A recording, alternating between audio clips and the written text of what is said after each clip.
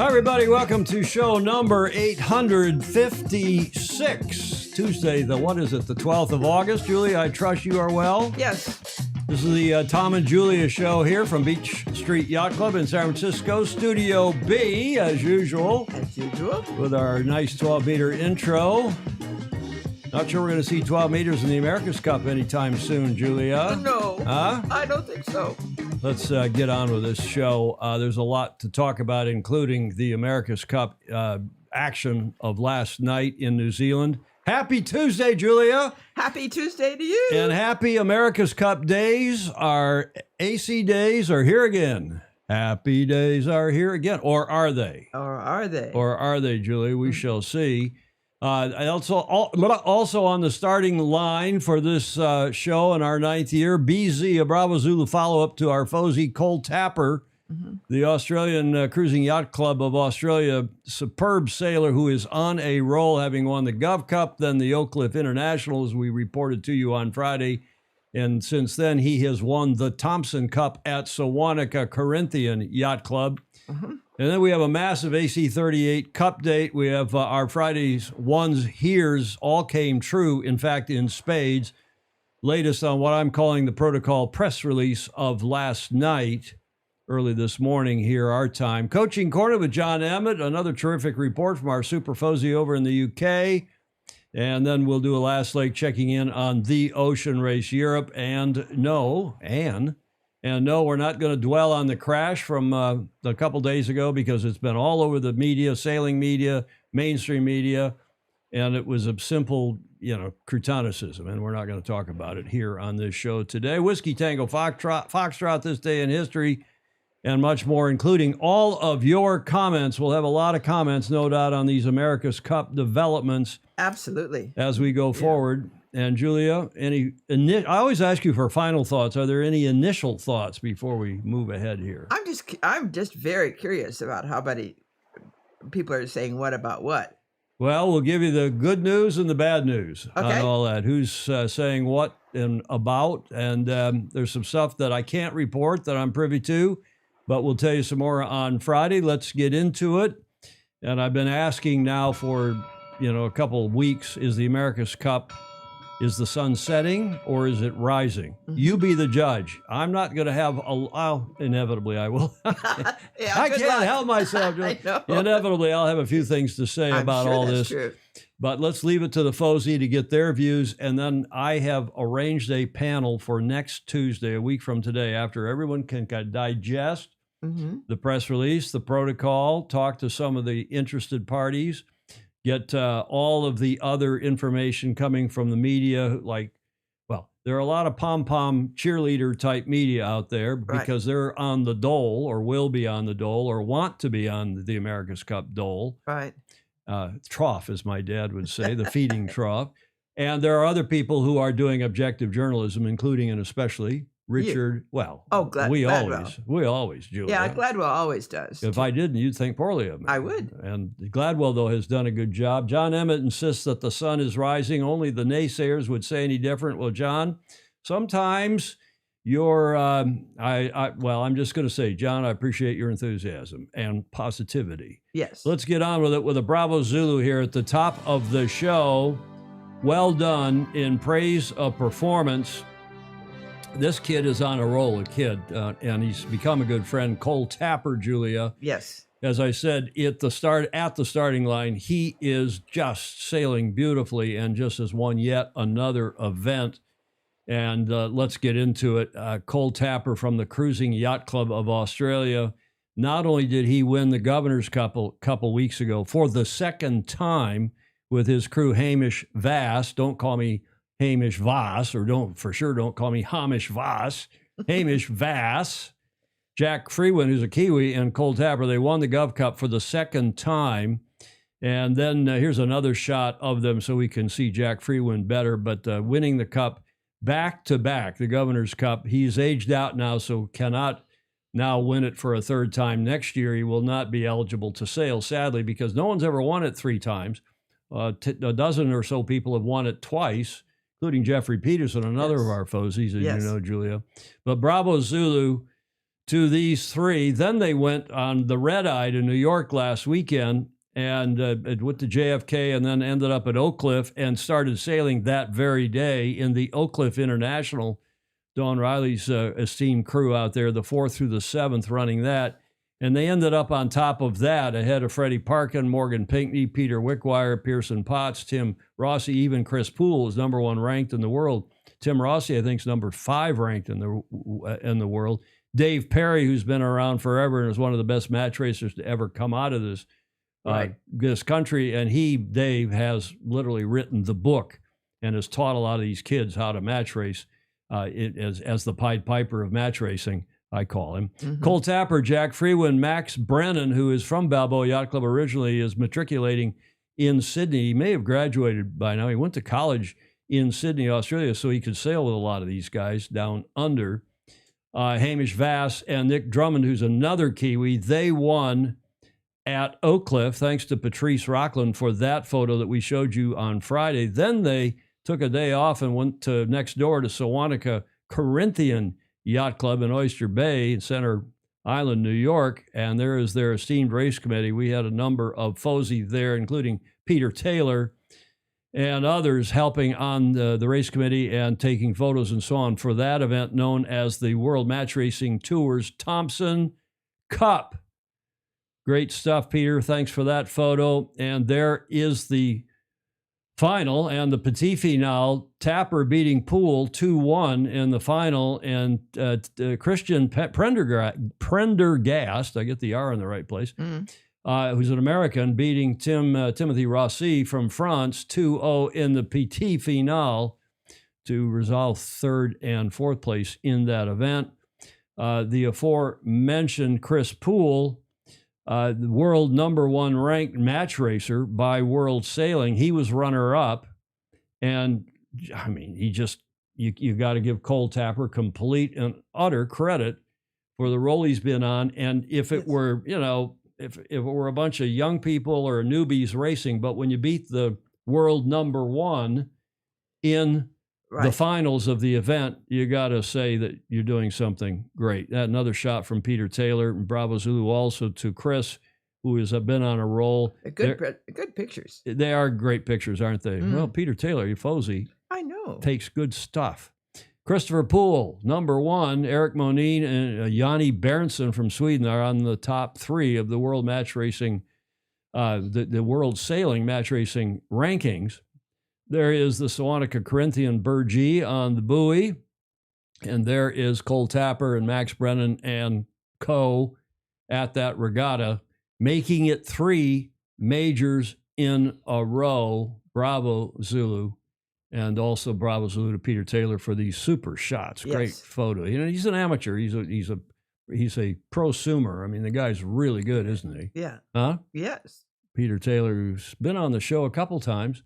And we'll get him on again because he is doing great coverage there in the Northeast, particularly at Sewanaka, particularly at Oak Cliff. The Oak Cliff boats were lent to Sewanaka for this event. And there is the matchracingresults.com. They didn't publish a final list top to bottom. So I think, I'm not sure from whom this came, but the race committee sent that along via Patrice Rockland. Patrice, we appreciate very much you giving us all this information and the photos, including this one of the winners, once again at the Sewanaka Corinthian Yacht Club Thompson Cup. Cole, Hamish, Max, Nick, and Jack, and then a couple of SCYC officials there on either end of that photo. Bravo Zulu. Thanks again, Patrice Rockland, and congratulations to Cole Tapper, whom I know is now in touch with some of our other FOSI about ongoing sponsorship and promotion, which is good news, good stuff for us, our beloved sport, and for somebody as good as Cole Tapper. So if anybody has some ideas, if anybody wants to get involved with what, who Magnus the Magnificent, nobody less than that, is calling if not the rising star in our sport these days, Cole Tapper from the Cruising Yacht Club of Australia. Bravo Zulu. Yes. To them. There's an Olympic campaign in sight. Well, Olympics, he's dabbled in that, but I'm not sure, Julie, if he's not going to do something a little more, he did the Youth America's Cup. Right. With the Australian team. He led the Youth America's Cup while Olivia Price was leading, another Fozy was leading the Women's America's Cup for Australia. Right. Julie, I got to get camera 2 fixed here. Don't you think we should fix camera 2 just a bit? I don't know if you're further back or if somebody adjusted. There we go. Here we go. Isn't that better? Yes, it is. Maybe we had an earthquake in here and it adjusted the cameras on their own here in Studio B. A lot of comments coming in. Let's get to the top. The sun is rising. Emmett says, Ken Saban in the west end of Lake Erie. Hey, guys and gals, Toledo is in a crazy heat. Well, you guys have been saying that for weeks in the Northeast. Andrew McIrvin is on. Hi from London. Hello, Mr. Doctor. Ed Worley as well. Ed Worley has some pithy observations about the America's Cup. Peter Taylor, I'm not a fan of taking people off the yacht. Well, I'm not a fan of battery-operated yachts. We'll talk about that. Ted Ryman sent a lot of... Ted, thank you for your help putting this show together. I appreciate the links. Also, the links that Stingray sent down from Seattle. Christian Price, who knows Cole Tapper, is, of course, an Aussie from Sydney. And the mother of the esteemed Olivia Price, Cole, comes from fabulous stock. Oh, that's good. That's an endorsement, isn't it? Yes. Andrew Griffiths, positive news for the America's Cup, and surely the changes will shake things up. That's a good thing, Andrew says. Mm-hmm. Max does sound like an Aussie now. You've been dealing with him, Peter Taylor. Thanks again for your photos. Mm-hmm. Gordon Smith in Denmark saying good evening to all. Steve Gruber, back and forth with Alistair Murray at his age. Home should be on the road. I don't know what he's talking about, but maybe he's talking about Cole Tapper. Nice weather in Auckland. So it's winter down there, but they seem to be having a good go. And yes, it is Johnny Berenson's birthday today. Gordon Smith, thank you for that. I saw that in the World Match Racing Tour Facebook page today. Mm-hmm. Rick Bannerow says Cole won't be number 5 for long. I expect his point tally will be changing for the better. I don't think he's 5 yet. I think Timothy Rossi is number 5, the French guy who sailed in Gov Cup, we know well. It's humid and about to be stormy in Plymouth, Michigan, where Clark Chapin hangs out, not far from my home Portage Yacht Club outside of Ann Arbor. Tartan 10, the T10 North Americans this weekend at North Cape Yacht Club in Toledo, but we'll be watching Sail GP, I think, this weekend, Clark Chapin. He's probably there chairing the jury for the Tartan 10 North Americans as Clark gives a lot of time back to the sport. Yes, Mary Longpree, we're all hoping for great news about the America's Cup, and we'll see. Again, I'm going to let you all be the judge. I'm going to lay out the facts as best I can, and we'll see what you all think. Julia, what are we celebrating today? Any idea? No. How about if I remove the lower third? Does that help? Oh, yes. Well, it's the America's Cup. Yes. Protocol. Oh, yes. Okay. You recognize that music, Julia? Happy days are here again. At least that's what you'd think if you read the press release and watched the videos from yesterday. You know who that is singing that? That's Mitch Miller and his orchestra. Happy days are here again. Oh, good. And to look at some of the headlines, you'd certainly think so. This is from the AC38 website. The Louis Vuitton 38th America's Cup Protocol reveals a groundbreaking new partnership for the long-term future of sport's oldest international trophy. The defender of the America's Cup, they went on to say, the Royal New Zealand Yacht Squadron, represented by Team New Zealand in the Challenge of Record, the Royal Yacht Squadron Limited, represented by Athena Racing, have signed the protocol for the Louis Vuitton 38th America's Cup, set to take place in Naples in the summer of 2027. The protocol introduces a groundbreaking partnership that establishes equal authority between all participating teams. What a new idea. Yeah, right. We'll see how that comes out. Then there was Magnus the Magnificent himself, who, of course, is being paid to write for AC38 as he did in AC37. He wrote not one but 2 different blog posts on his Rule 69 blog, taking the cup forward. Reading the protocol for the 38th America's Cup is to read the future of sailing, so says Magnus. Richard Gladwell's published twice. The first one said America's Cup protocol signing confirmed a groundbreaking partnership. And Yachting World, America's Cup overhauled, women's sailors, battery power, fleet racing, and more in the new protocol. Plus, hope for the Brits. Then there was the marine industry news. America's Cup shakeup heralds seismic change for the competition. Stuff down in New Zealand. Door wide open for Peter Burling to sail for Luna Rossa at 2027 America's Cup in Naples. And we told you that weeks ago, that was not going to stand up to European law and other laws about work, freedom to work. It's happy days are here again, Julia. Yeah.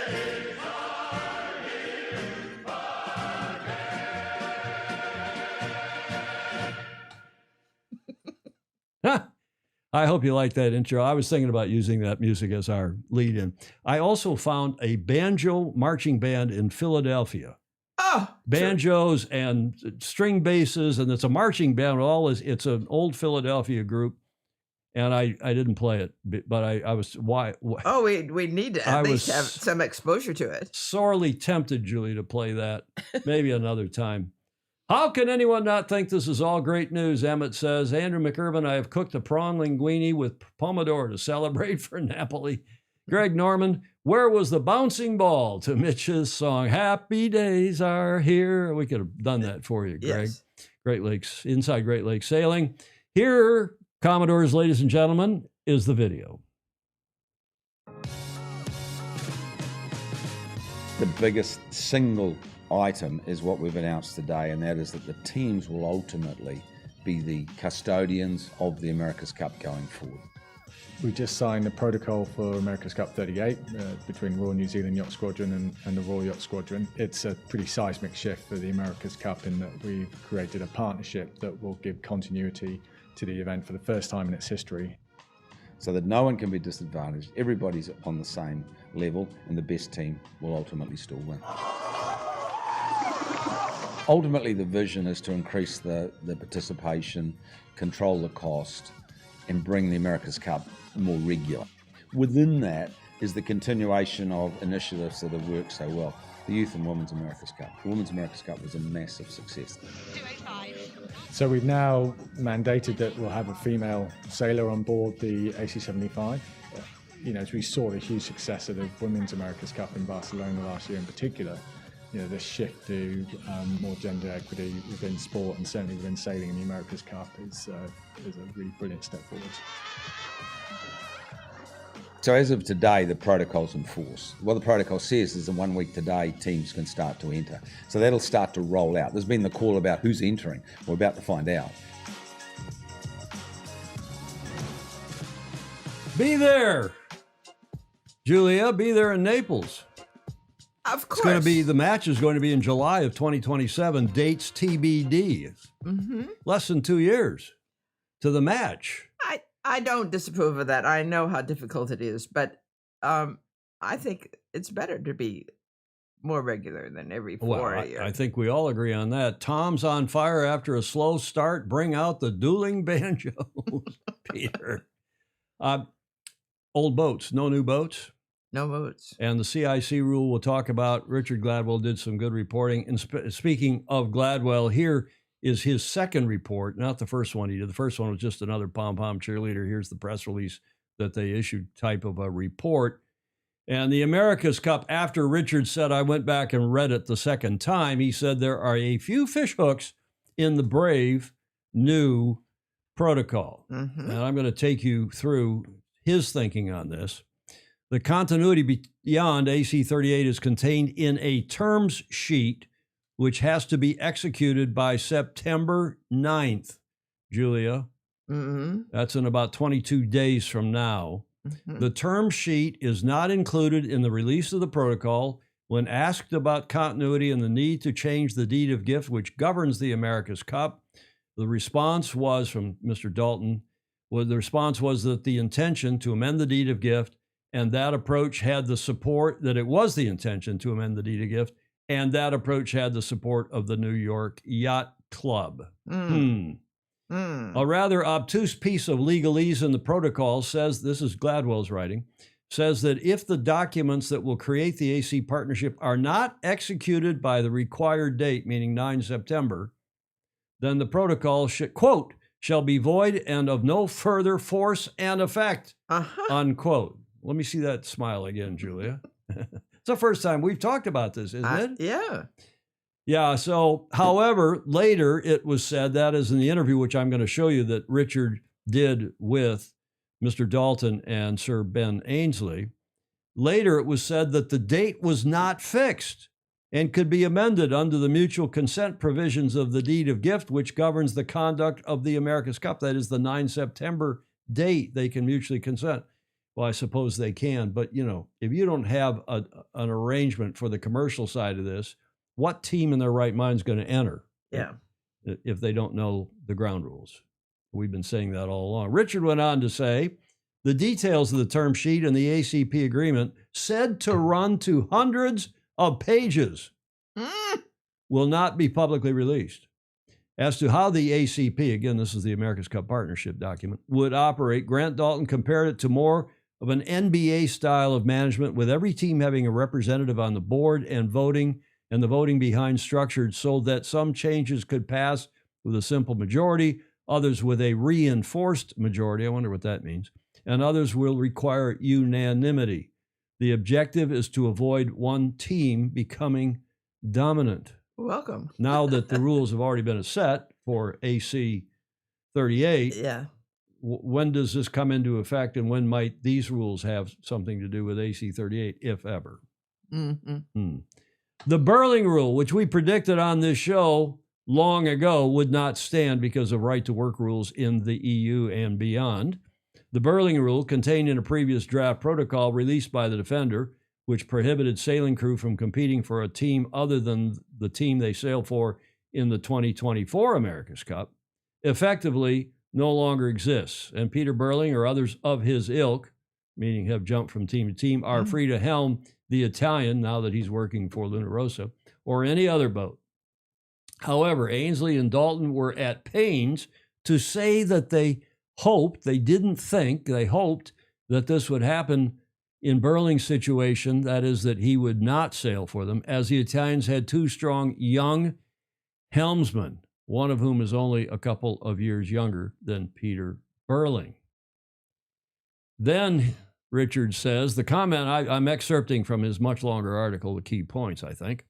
The comment about Burling not coming off the bench was a little strange, in that Ainslie's case, he was promoted from the reserve bench to be tactician of Oracle Racing's on day 3 of the 2013 America's Cup, when the U.S. were failing in their defense here in San Francisco. It is difficult to imagine that Luna Rossa would not do the same in similar circumstances in Naples come September, October 2027. I think it's going to be before that, Richard. The change to the nationality rule means that Burling, if he has a co-helm on Luna Rossa, if he was a co-helm, thank you, Julia, could become the first sailor in America's Cup history to helm 4 successive winners. And then finally, Richard says, budget caps are also a key part of the new protocol, with a 75 million euro spending limit. In the NZ session, this is an interview I'll show you in a moment, that Richard did, I asked how this would work. Both Dalton and Ainslie were evasive, Julia. Can you imagine? Imagine that, Julia. Imagine that. They haven't sorted a lot of this stuff out. As I said, this is more by way of a press release than it is a protocol, especially when hundreds of pages of the America's Cup partnership, the so-called commercial rules, what we used to call them. What I was thinking, it's a wonderful to compare that with the 2-page letter of the deed of gift. Gift. Exactly. And now that they think they're going to amend the deed of gift, and they admit now it requires amending the deed of gift, we'll see about that too. Andrew McIrvin, will Ben get his boat back? These are all questions that I'm sure we'll delve into here in a minute. Let me lay the rest of this out for you, especially those who haven't had time to read the stuff. So that's how that's all going to work is not at all clear. How you're going to enforce a budget cap. They say they're going to use auditors and they're going to come and audit people's books afterwards. But Julia, it's like in here, we said we had a $1 million budget cap on our extensive broadcast operation here. Yeah. And if you had half of that because you provided it in kind, does that mean, You know, we've only got $500,000 that we're spending, Well, of course. or $5,000 or $5. Yes. I mean, how are you going to enforce something like that? They've been struggling to enforce that in Formula One, and you know, John Emmett and others have asserted that, oh, it's come better. Ben Ainslie, you'll see him say, oh, it's come better in Formula One now that they've had some experience with budget caps. They can enforce in the NBA, the National Basketball Association, here in the U.S., a salary cap, because that's pretty easy. But even then, that's easy to get the records and see the tax records and so on. But even then, if somebody has a personal services agreement that's off the books, that's over here someplace, and that's happened a lot in previous cups, I can tell you firsthand and secondhand. So there's just so much Blue Fairy madness in all this. But happy days are here again, Julie. We have an agreement. At least we have a press release. Yes. And here is that interview that Richard Gladwell did. And this is some very good reportage, in my opinion, on his part, notwithstanding the body language and the low-angle camera shot. Have a look at this. So that to accommodate the commercial arrangements? Yeah, so at the moment there's a structure which accommodates what we're doing and investigation of whether it is necessary to make changes to the deed is ongoing. Because you can build a structure which is complementary to the deed. Whether you've got to change the deed is another question. But you've both tried this line of incorporating challenges that you would like into future cups, and they've both fallen over with, you know, using big commercial penalties. Yeah, you're going to continue down that line, or does it change? No, this is completely different. This is a structure built of a general partner or a limited partnership, which is perpetual, basically. But we certainly are looking at whether the deed should be changed. I think, again, the New York Yacht Club have been involved with these discussions and are supportive of trying to develop the cups. I think that's the original trustee of the event. So they're supporting this really move? Yeah, they're in the press release. With the support, which is great. So, given what the cup used to cost, how much? I mean, you said it's coming down to €75 million. I mean, that's a huge drop. Not for us, it's not. We don't have to spend that. Yeah. So how about for you, Ben? I mean, where do you see the cost savings coming in? Yeah, it's a big job for some teams, more so for some than others. But you know, we look about reusing hulls, other equipment. You know, we talked about the crew makeup. You know, so there's been quite a lot of thinking going into, well, how can we drive these costs down and, you know, increase participation, and that's going to be ongoing. And we've got to figure out, you know, be really innovative about how, you know, the boats develop, the class of boats develop, the nature of the racing, the competition, to really make it commercially viable.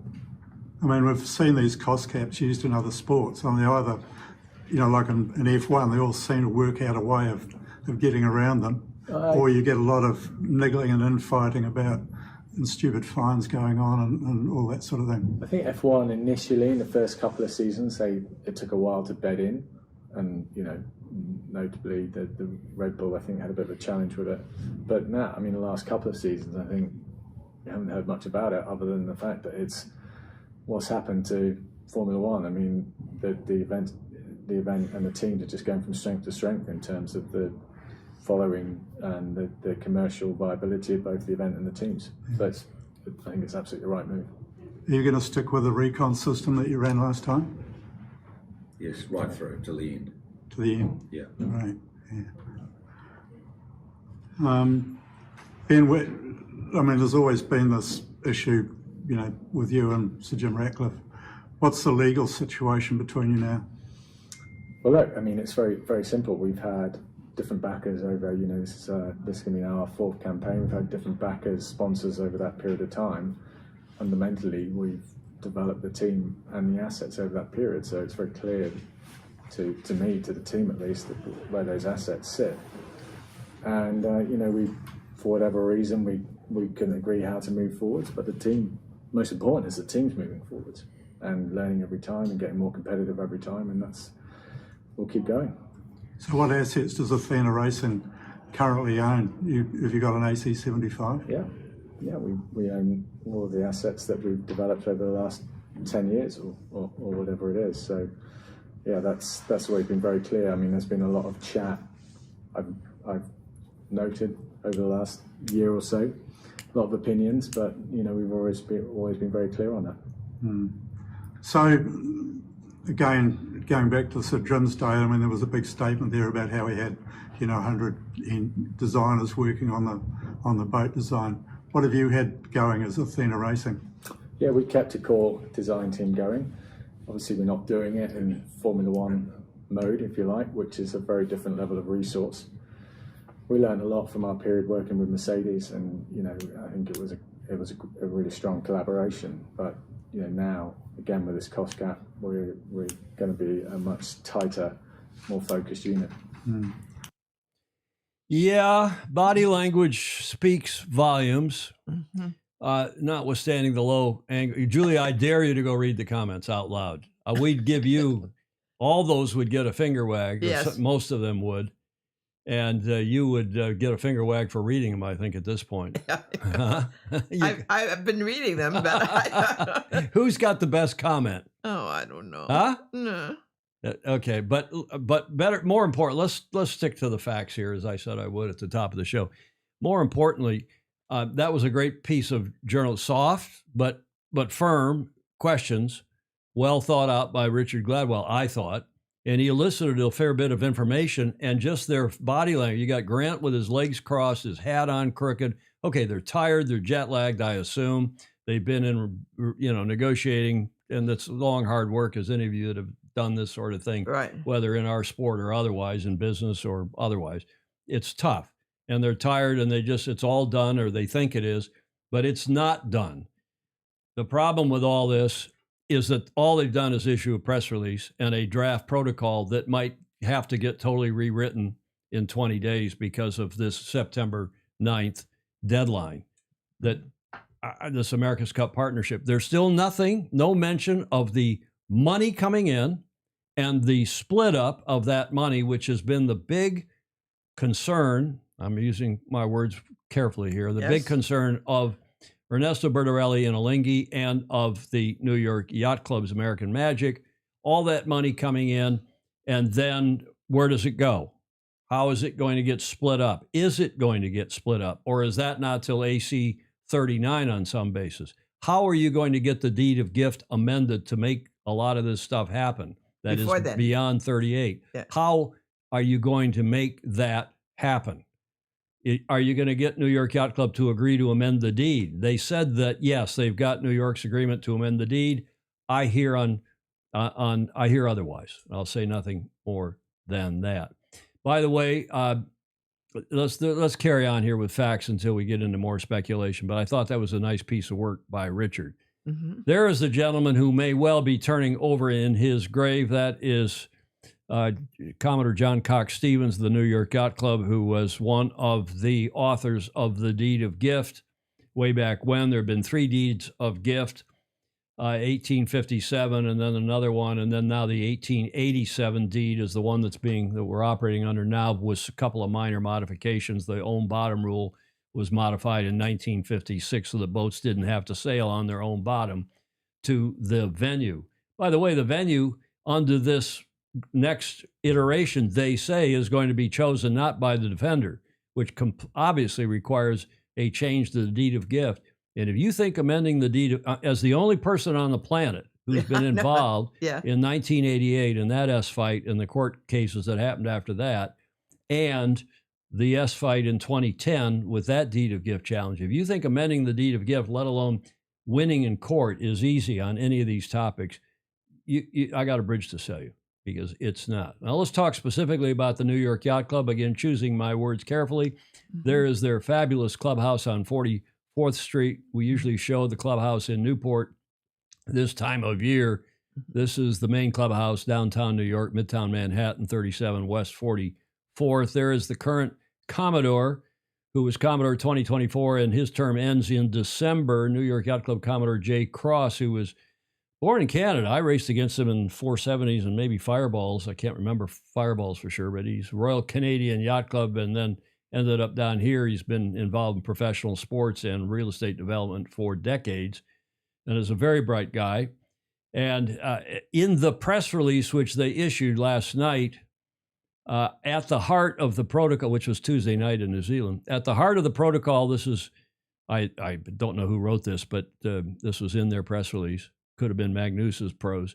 At the heart of the protocol is a partnership agreement structured for all teams to collectively work within a long-term commercial structure for the future benefit and stewardship of the America's Cup. That was paragraph 2, I believe, of the release, depending upon how you count the preamble. The third paragraph, before there were any quotes from anybody else, it says, New York Yacht Club Commodore Jay Cross said, quote, as the founding trustee of the America's Cup, we, and I assume that's not a papal or a royal we are completely supportive of the move to modernize the oldest sporting trophy in the world, Julia. Is that so? Well, he said so. It must be true, right? Happy days are here again. New York Yacht Club is fully supportive of this, or so the quote says. Let me read that again. Jay Cross said, Commodore Cross, as the founding trustee of the America's Cup, we are completely supportive of the move to modernize the oldest sporting trophy in the world. And it must be true because Magnus the Magnificent wrote this in his second blog post today. He said, crucially, the influence and support of the New York Yacht Club, and in particular, its forward-focused Commodore Jay Cross, is what has got this over the line, and it seems right that the two foremost yacht clubs in the world, meaning New York and the Royal Yacht Squadron, I suppose, the two foremost yacht clubs in the world, plus the Royal New Zealand Yacht Squadron, as defenders, have come to this arrangement now and set the direction of the America's Cup for generations. It's the right thing at the right time. Oh, but that's not going to strike up the music. Happy days are here again. Come on, Julia, where's your pom-poms? Not to that. Huh? Not to that. Oh, my goodness. That's Magnus the Magnificent, our super Fozy Magnus, writing the second post he did today about this topic, meaning the protocol and the next America's Cup. Now, several of you have asked, well, what about the team? You would think the New York Yacht Club's American Magic would be fully embracing this, wouldn't you? Absolutely. Given that the Yacht Club is fully supportive, according to the Commodore. Well, this from T. Hutch, Terry Hutchinson, skipper and president of sailing operations for American Magic. They issued a statement this morning. Terry sent it to me personally to be sure I got it. He says, we are reviewing, or they said, this is not a quote from Terry. This is from American Magic. We are reviewing the agreements between the defender and the challenger of record regarding the AC-38 protocol and the partnership agreement, which of course is not out yet, and are evaluating and not finalized, and are evaluating whether the agreements provide a viable foundation for American Magic to participate in the 38th America's Cup, Julia. So not, let's just call it a neutral. Shall we call that neutral? You'd pick the word. It's not a warm endorsement, but I don't want to characterize it. It's a neutral statement. It is. And also, I think, quite respectable. Yes. And that's why I'm not going to go off too half-cocked here, because I want to read the stuff. I want to talk to other people about it, not just read the pom-pom press releases. Right. Which is basically what has happened so far. Alinghi? Where's my crickets button, Julia? Alinghi? Really? Nothing. At least when we went to air, and I checked around with my usual sources, including my Alinghi sources, and they didn't return my calls or my texts or my emails, and Alinghi have said nothing. Now, how the CIC that constructed it, we won't get into all this stuff, but how the CIC rule is going to work when you can take a boat built anywhere in the world, and quite contrary to the deed of gift, and all you have to do is lop off the forward meter or so of the bow, a couple meters of the bow, and build a new bow in the country that your club represents, and that now becomes CIC compliant for that boat. Julia. And the team. And the team. Spent 3 vacations in that country before they... Oh, yes. And wait, there's more, because the boats are, for the first time, going to be completely battery powered. In fact, human power, non-stored energy, is not. It used to be in our sport that's only stored energy, or that non-stored energy. You Right. could not use stored energy in the boat except by way of shock cord, bungee cords, or by way of springs and winches and some other little minor stored energy devices like that. Yeah. Then it's slowly been increased to where there's more and more stored energy permitted. And in the next cup, Commodores and ladies and gentlemen, only stored energy is permitted according to the protocol. You cannot do any work, human work, except to steer the boat. A human being can steer the boat. But they're not even steering the boat. Well, then it becomes how much is software, and are they steering software, which is then steering the boat? Who knows? And in fact, how do you enforce rules like that? Well, they'll probably enforce that. No human power, all battery powered, not optionally battery powered, required that everything on the boat be done by battery power. It's a different race. Is it yacht racing anymore? Huh? Well, just for comparison, Julia, I thought I'd show you a few pictures of what we all thought was yacht racing. And you tell me when this happened. That's the J-boat era back in the 30s. Mm-hmm. That was yacht racing? Yes. You agree? Yes. There's another shot of J-boats. I think that's the 37 match. Is it? I don't. J-boats. Is that yacht racing? Yes. Human powered? Then let's fast forward to 19. Wind-powered. Wind-powered and human-powered, Yeah. exactly. And now we've got the famous 1970 incident at the start, pre-start, with Intrepid, with Thicker is Quicker. And 12 meters. They'd been sailing since 58. By this time, this is 1970 in Newport. Then a more modern photo in 1983 when we had the famous Australia 2 with their wing keel defeating Liberty 4-3 after New York had held the cup for 132 years. Mm-hmm. We went down to Australia with a high water mark, 17 teams racing in 12 meters, 13 challengers, 4 defenders. Dennis Conner, the only time he was crossed in that entire final match by Kookaburra. He went on to win that 4-0 and bring the cup back to San Diego, where we lost. We won it and then lost it. And then where did we go? It was won by the Kiwis in 95. We go down to Auckland, and we had won another thrilling Louis Vuitton Cup and match. There is your team, Julia. Yes, indeed. The Green Shards of America won. St. Francis Yacht Club's team racing Prada, Luna Rossa. And Luna Rossa had and that was the match, the finals of the LVC, most people would argue was the best set of races, the best series in the match or in the Challenger Selection Series or a Defender Selection Series for that matter, ever. Yeah, fabulous racing, close racing. Breathtaking. And I assumed, of course, that we were going to win, and we didn't. We did not. But do you think that was yacht racing? Yes. You agree this is yacht racing, Julia? I do. Okay. Now we've got the boats from Barcelona that were racing last time, and those same boats, not new boats, those same boats are going to race again, unless you don't have one and you can build one to the 2024 America's Cup design. You have to get a design. So if Ben, that's obviously a sop to Ben, Sir Ben Ainslie, if he can't get his boats, doesn't get his boats. Fritz Mueller's saying here, Ainsley still has no boat. Well, that's what I believe too, but I'd defer to Mr. Dr. Andrew McIrvin, who's a member of the squadron and is closer to the situation there. He would probably know. But if Ben Ainslie doesn't have access to his boats, he can build a new one to the design, but he doesn't have access to the design either. But he could buy one from somebody, bring that boat to the UK and do a nose job on it. I think it's the forward meter or 2 meters of the boat, something like that. And then it becomes, by rule, constructed in country, irrespective of where the rest of the hull was built. There we go. And designed in a third country? Well, who knows? I mean, the design rules, that's been very hard to enforce and has not been enforced for years.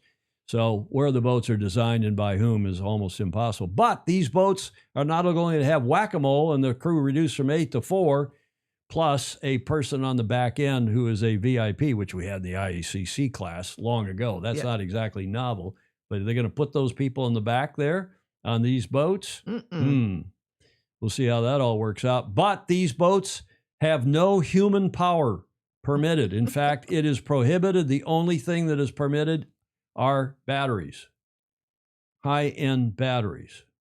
So that's what we know so far from the protocol press release. That's what I'm calling last night. There is the protocol. I'm telling you, it's more by way of a press release than it is a protocol, because we still don't have the all-important so-called commercial rules of the America's Cup Partnership, the distribution of funds, which have got everybody's you-know-whats, speaking of cojones, in an uproar. Julia, give you the first crack at all this. The America's Cup, is the sun rising or setting on the AC, Julia?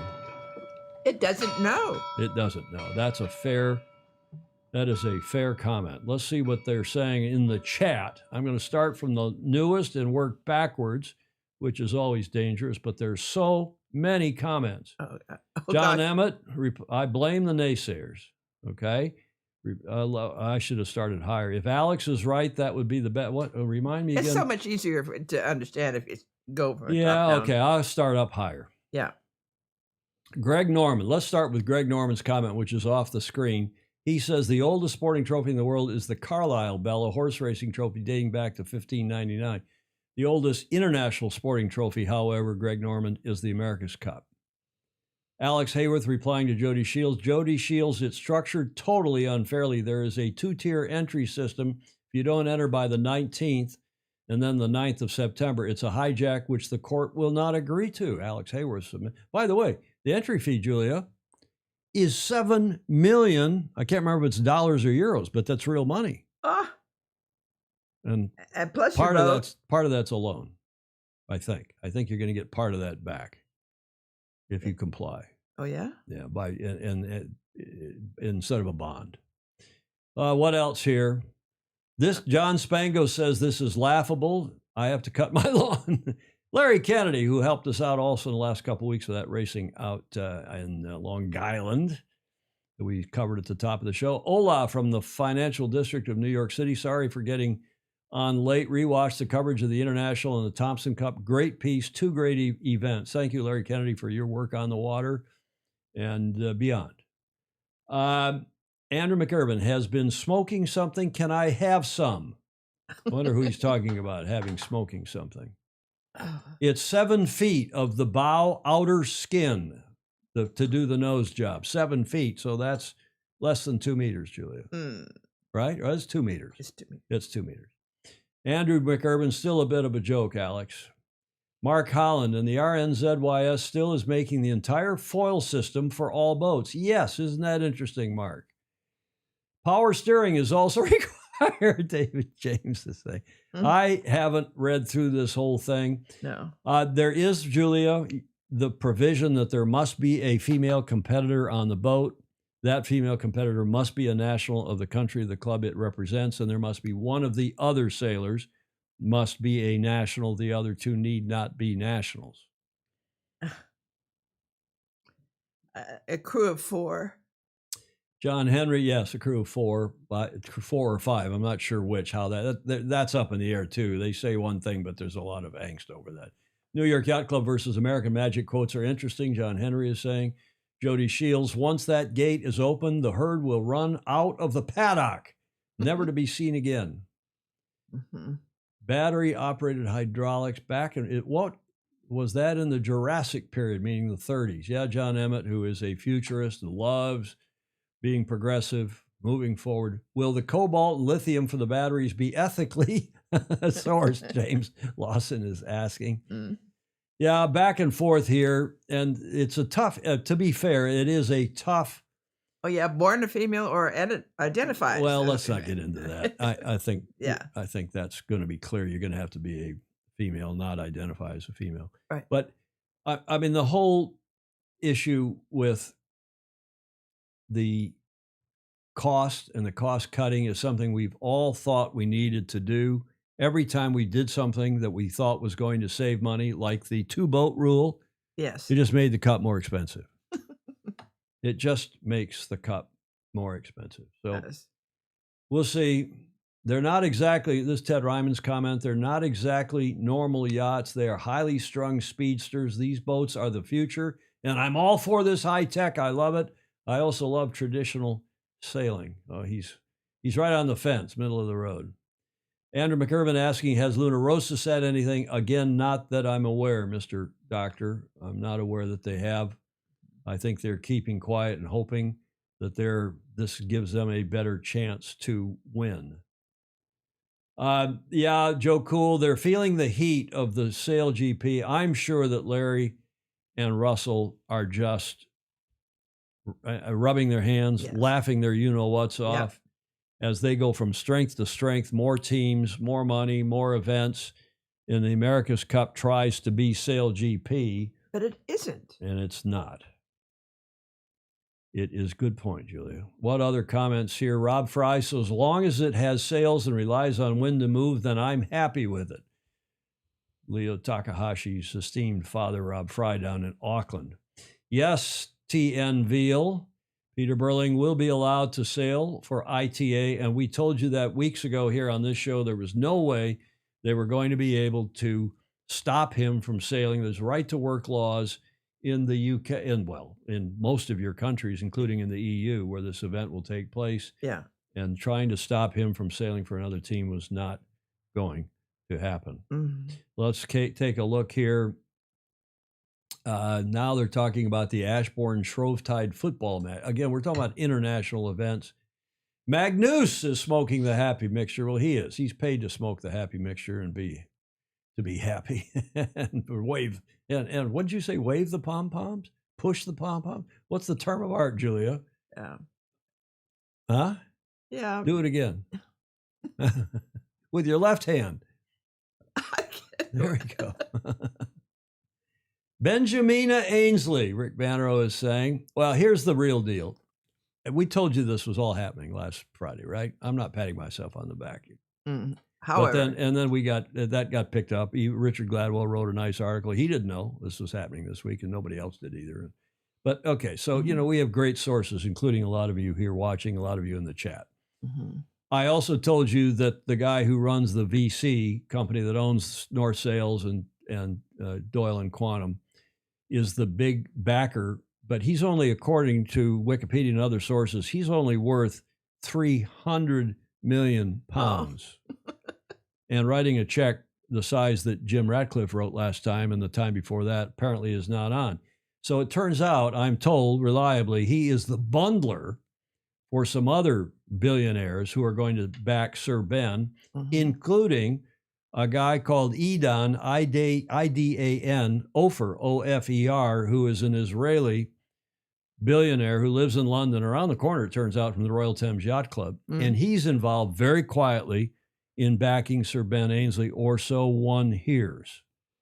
There are some others that are involved as well. And when I keep saying this is by way of a press release, they needed to convince those guys and the Neapolitan and Rome governments, the Italian government, that this was happening because people were losing interest. People were losing faith in this thing going forward.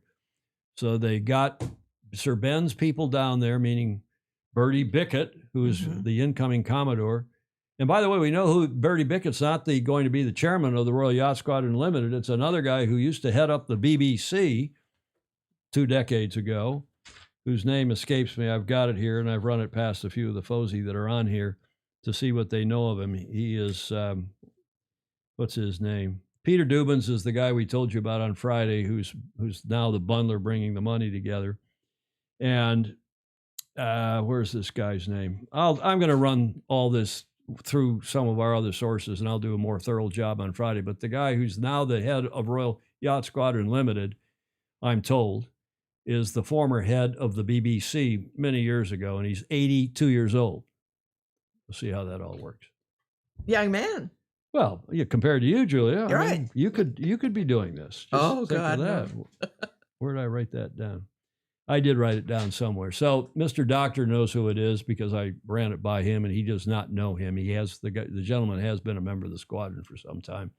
So this is trying to convince people this thing's going forward without any agreement as to the commercial rules, without the cost, without the revenue sharing rules, which everybody's been up in arms about, and without, literally, as Richard Gladwell reported, hundreds of maybe 800 or more pages of commercial rules, which if Hamish Ross is watching, he and I wrote the original commercial rules document, or were involved in writing that.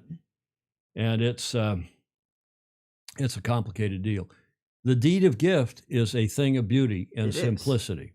It is. By comparison. Absolutely. Show up, the defender names the venue, the challenger names the date. The challenger's got to tell the defender what kind of boat they're showing up with. How big a boat? How big a boat, and they got to tell a little bit more than that. Yeah.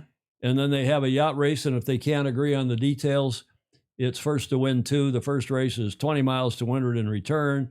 The second race is a 13-mile equilateral triangle, 39 miles total. And if you need a third race, it's another 20-mile windward leeward.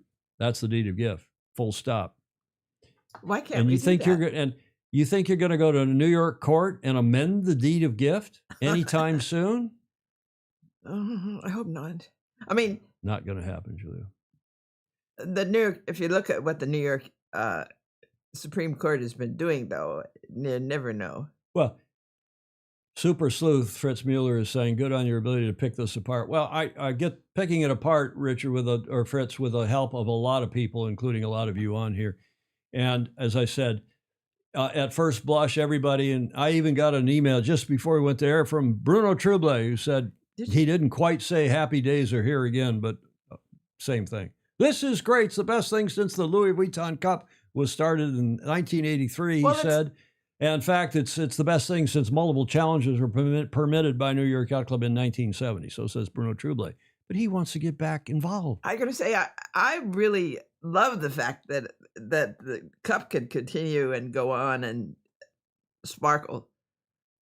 We'll see. But Clark Chapin, in the words of Butch Cassidy, rules? Why, Harvey, you damn fool. Everybody knows there's no such thing as rules in a knife fight. Well, we'll see. Okay, enough of that. We will follow this story. I hope we've given you a taste, a feel for what's going on in the cup world. And let's get to things that are more interesting, perhaps, for a lot of people, and pleasant, by way of a report from our Super Posy, John Emmett, the Coaching Corner. John Emmett reporting in from Weymouth, I believe. mm-hmm. Well, let's get him to talk, shall we? Good idea. Hi, Tom, Julia, and all the Fosy. So trying to make things a little bit more professional here. And today's Coaching Corner is all about sponsors. So if you look behind, these are all the companies that help put together their boat. They put together the championships and they provide support and prizes for the sailors. So we've talked a lot about volunteers, but also without sponsorship, it doesn't happen. And one of the things that we should do is try and give the return on investment for those sponsors, because it's a lot harder to get them in the first place than it is to keep them if you keep them happy. So if we look behind, we see a lot of the sponsors here are associated with insurance for the boat, sailing equipment for the boat, the builders of the boat. So it's in their interest to have healthy, thriving, growing classes. If you haven't done so already, please do drop us a like, give us a comment. What sponsors would be good for us to look at? Rolex have done a fantastic job for the big boats, but sailing is a green sport and it's really important to get that branding and that association. If you're a class association or club, reach out to your local chandleries, your local boat builders. If you're a class, talk to the person who manufactures your sails, the person who manufactures your boat, and see if they're able to support you. Because again, the more people sailing, the more boats are sailed, the more sails are used. It's just a win-win for everyone, because you want to be having events where you have to limit the number of sailors due to the capacity of the venue. And I said this before with clubs, you want it that the boat park is bursting at the seams and we have a waiting list of new people trying to come. So today's Coaching Corner, it's all about sponsorship. So do have a thing. If you work for a company that has a sponsorship program, maybe you can use that sponsorship to help promote sailing. And one of the things really close to my heart is parasailing, and that section of the sport really, really does need our support. So with that, sail fast, sail safe, and keep having lots of fun. I am. John Emmett's Coaching Corner. John Emmett sailing, get to the front of the fleet. How appropriate was that right after the America's Cup? Sponsors, big and small. Yes. Huh? Yes. You see this comment to you from Mark Holland? Miss Julia, one reason that the America's Cup has been able to last 175 plus years is simply because of the existence of the deed.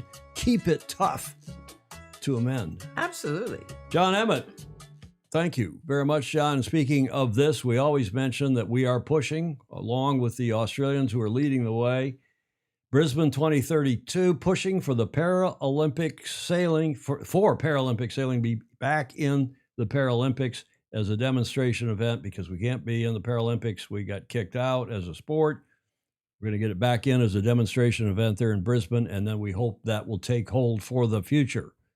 We think that's important. We agree with John Emmett. And John, thank you for again raising that issue, as you did way back in January when we did that show. Mm-hmm. David James saying that Sydney Sweeney, that's a little inside baseball perhaps here in the States, but Sydney Sweeney would be a popular spokesperson for the new America's Cup. She would certainly bring in a new audience. She did do you remember when Brooke Shields did the ad for Calvin Klein back in the, what was that, in the 70s or the 80s? I can't remember. She was only, 16 years old. And she said, nothing comes between me and my Calvin.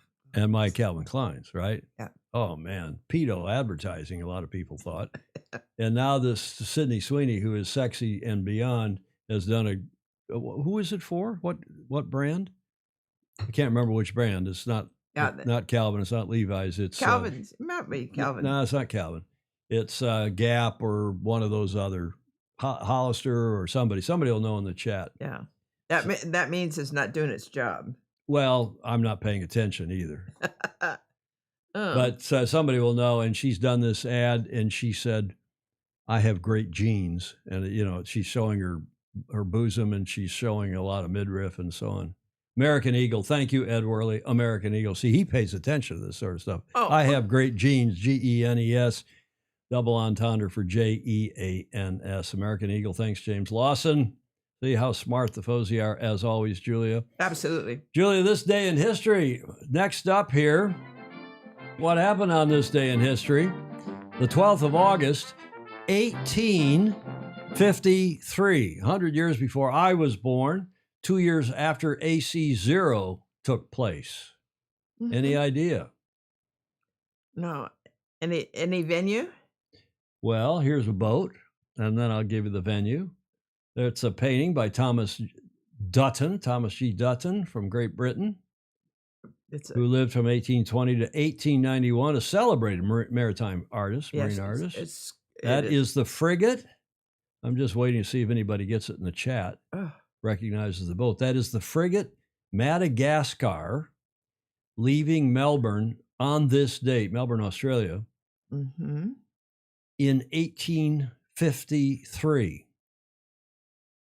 Now, before we tell you what happened on this date, besides this boat leaving and why that's what happened, why it's significant, Thomas Dutton also painted many, many other boats, ships, including the 1871 Challenger, Livonia, who represented the Royal Harwich Yacht Club Challenger for what was then AC2. Remember, AC1 was in 1870, as Mark Hammond will remind us. And then in 1871, Livonia was the Challenger representing the Royal Harwich. And both were from James Lloyd Ashbury, having unsuccessfully challenged for the Cup in Cambria in 1868, which was run in 1870. James Lloyd Ashbury again commissioned Michael Ratsey of Cowes to build a new yacht. Livonia was based on the lines of Sappho and was launched on 6 April 1871. Ashbury took his new yacht across the Atlantic, because you had to do so under the then deed of gift, to once again challenge for the America's Cup, this time on behalf of the Royal Harwich Yacht Club. And without going into all that, Livonia lost and was dispatched back in AC2. So what actually happened on this day is that this ship, the aforementioned Madagascar, left Melbourne, and there's been much speculation about what happened to Madagascar because she disappeared. Really? Yes. One theory is that the wool on board, she had a big load of wool and some other animal products, but on board spontaneously combusted. Such a tragedy had happened before. There was the possibility that the ship had been wrecked by a freak wave or Titanic style, sunk after colliding with an iceberg. They were headed back to the UK. There was also a growing belief that criminals on board, undetected by the police in port, had taken over the ship. But a more plausible explanation is that the vessel was victim of pirates who would have sunk the Madagascar after relieving it of its treasure, because she had something like 250,000 pounds worth of gold and other precious metals, more than that, aboard. And they're not quite sure what happened. Hamish Ross asserts that it was, in fact, robbery. Ted Ryman says it was pirates. Harwich. Thank you, Andrew McIrvine. I remember first time we had Andrew on the show, I called him McIrvine. Yeah. And he said, no, it's McIrvine. I've never called him that since. Yeah. So that's what happened this day in history. On the 12th of August, Madagascar departs Melbourne, never to be seen again. They did apparently find some bits and pieces of her somewhere in the South Pacific, meaning they maybe had ended up, the pirates, if she was hijacked, was taken the other direction and ended up on some island in the South Pacific. Wool, lanolin, which is flammable, Fritz Mueller says. Well, I don't know what happened, but that was a significant, excuse me for playing with my itchy nose here. Magnificent painting by a gifted artist, Jonathan Frank, who himself is a gifted artist. Thank you. Yes.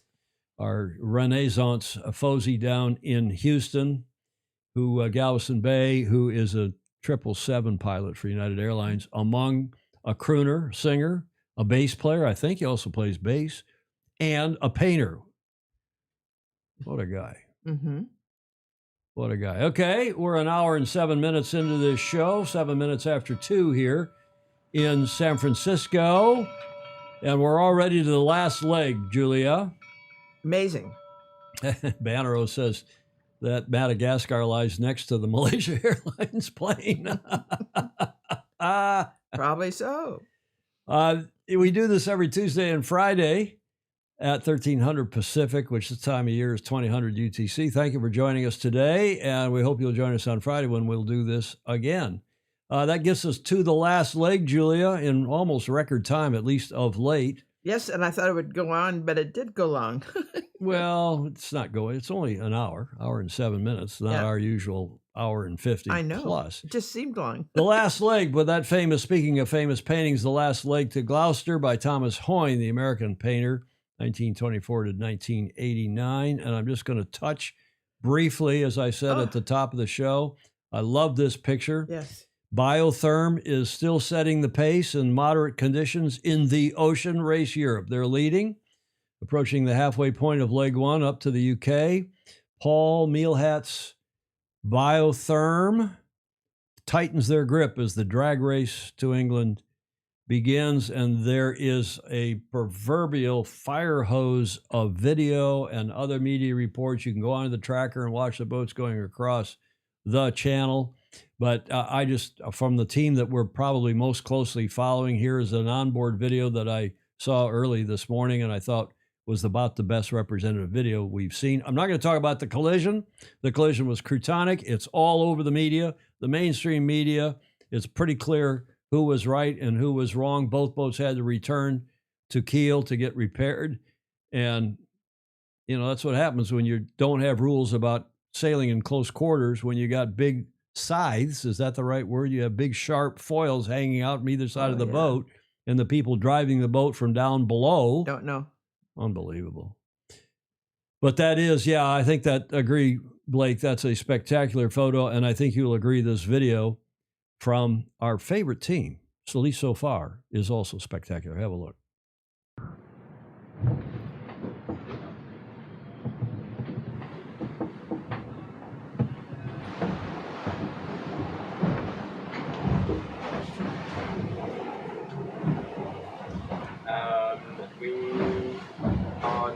I'm just trying to fix one of the ballast pumps. It seems to have stopped working, so although we're not going to need it much the rest of this race, it'd be nice to make sure it's all working and we can use it just in case. You never know what we're going to have.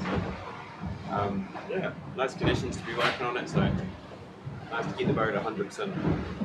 We are 3.8 miles behind them.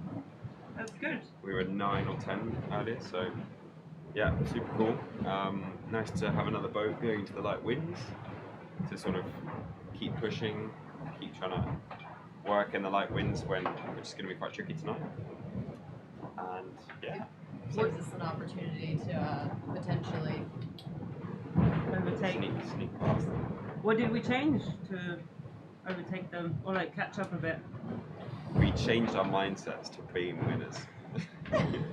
Yeah, winning mode activated. We're just really good sailors. Yeah, that's a The good. American of cold is rubbing off on me. Go team! Yeah, Go Panthers! America! Nice. We are winners. So on the average, like how the reach is, I would say like 215 is probably the highest you want to go, just to go fast to where you want to cross, and then Yeah, you sure. can go up. Okay.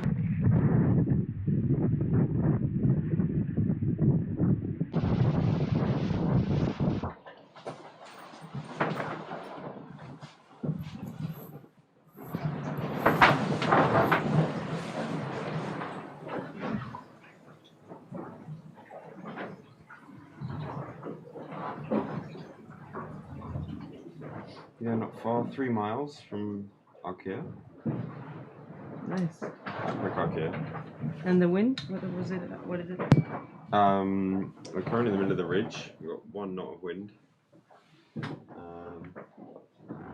Before we lost like 30 degrees of wind direction in the time.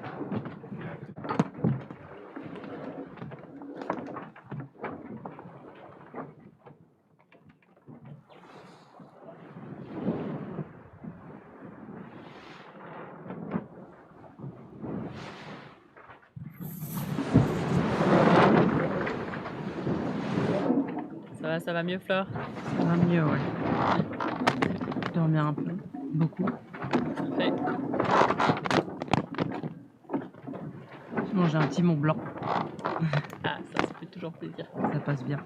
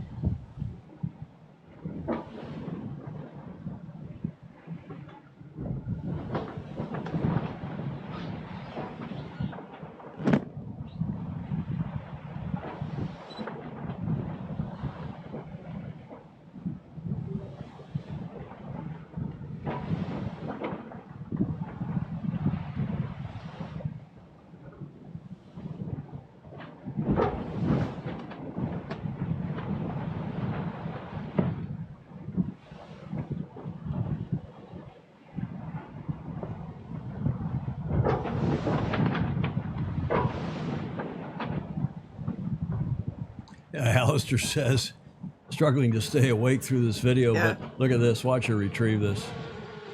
But, you know, it's, as a couple of you said, it's just nice to see what really goes on. And we forget that, you know, we're used to seeing all these heavy air crashing, flying, you know, through the waves at a high rate of speed.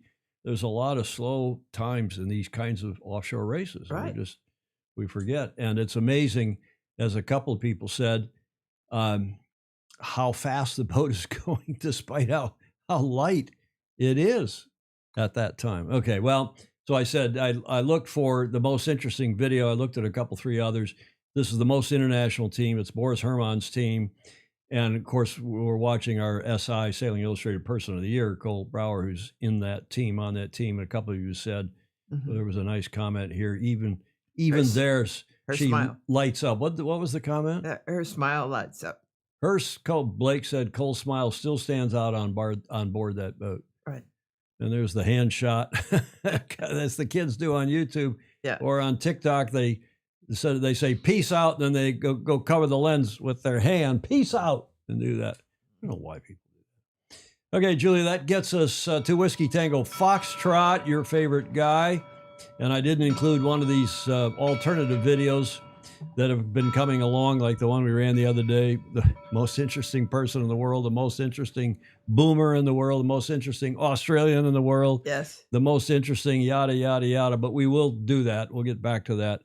I didn't know how long the America's Cup segment would last, and I wanted to be able to give that proper treatment today in the show. So Whiskey Tango Foxtrot, as always, our final segment here in the D block, and I have just one. And think about this. Yes. To the start of the show, Julia. Mm-hmm. Think about it. Uh-huh. That's the music room. The spiders say on the web. Yes. That's the music room. Happy days I can hear the spiders singing. Are here again. Da da da da da da. Happy day. Yes. I don't know the words, but if I had the banjo, we'd play it right now. Yeah, I should have right. brought the banjo or the guitar in here and played it. Although we'll spare all of you that, and maybe I'll have that marching banjo, that banjo marching band. So.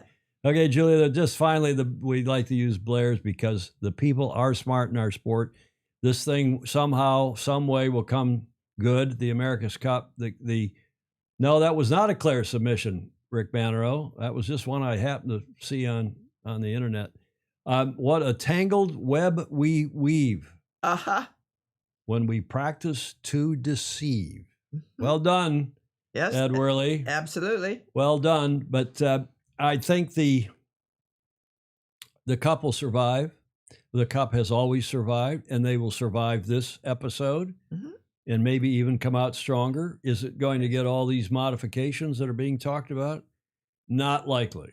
And we'll see what happens between now and September 9th.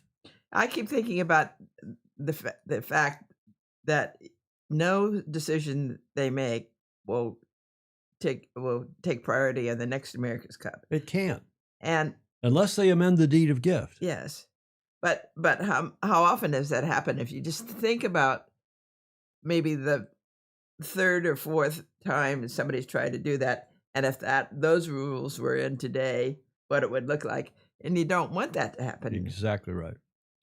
The deed is magical. It's survived all this time. It'll survive some more. Yeah, Alistair's saying why he was expecting a much longer show. Well, again, I think we've got to all digest this. I want to digest it. I spent a good bit of this morning since about 4 o'clock reading the protocol and then reading all the other press reports, Richard Gladwell's and Magnus the Magnificent and Justin Chisholm and so on, trying to separate the cheerleaders, the pom-pom pushers, there we go, pom-pom pushers, from the real journalists. And there's precious little real journalism, but again, bravo salute to Richard Gladwell for his bit. Julia, let's wrap this one up. We're to the finish line now, and you like to say? This would be a lovely message to send somebody who doesn't understand why this is so complicated. Well, it is complicated, and that's one of the things that's attractive about our sport. It's also one of the things that makes the America's Cup interesting, but also it turns off a lot of people, to be fair. Yeah. Julia, did you like our lower thirds with the water? I changed those. Yeah, I did like it because I like the music that goes with it too. I mean, the sound that goes with it. Yeah, and I do have some sound on some of these slides. We're slowly but surely, we keep trying to improve. I hope everybody likes those lower thirds now that used to be just plain blue, but there's a little bit of Sailing Illustrated blue in the water. And we also want to thank all of you who support us via patreon.com/join/Sailing Illustrated. Those of you who come on the show, those of you who come into the chat, all of you, are deeply appreciated for what you do to make this show possible. Thank you very much for your support. Thanks also to those who give us audio, video, and images for each and every show, including for this show today. Julia, final thoughts? I think I'll send hugs to everybody because everybody's going to need it. Indeed. And as Clark Chapin said, if all of this was easy, everybody would be doing it. Absolutely. And they're not, including this kind of a show. This is not rocket science, but it's also not easy. And without your support, we wouldn't have the equipment. We wouldn't have the money to pay for the streaming fees and so on. Because I'm poor. You're rich. The market's up. Stock market's up again, Julia. Keep going. Everybody have a great rest of your week. Digest what's going on with this protocol and beyond. And we'll see you on Friday. Same time, same channel. In the meantime, go sailing. Go sailing. Sail fast. Sail safe. And have fun. Ciao for now.